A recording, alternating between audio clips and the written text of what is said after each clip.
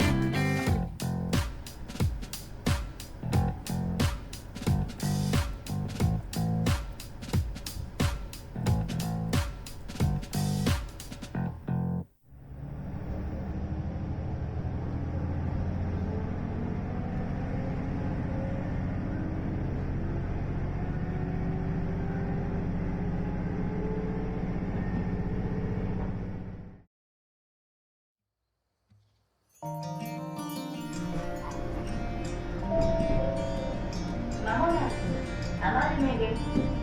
次の余目では全部のドアが開きますので、ドア横の開けるのボタンを押してお降りください。なお、ドアを閉める際は後ろのお客様に十分お気をつけください。運賃乗車券は駅係員にお渡しください。上戸本線、鶴岡、村上、新潟方面にお越しのお客様はお乗り換えです。まもなく余目です。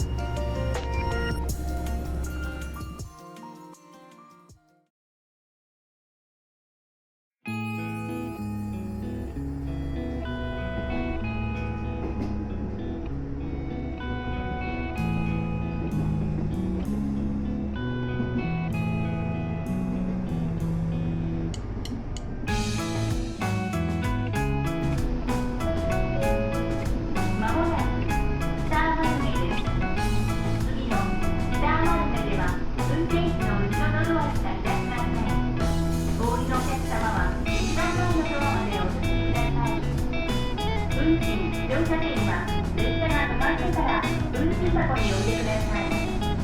まもなく北マルメです。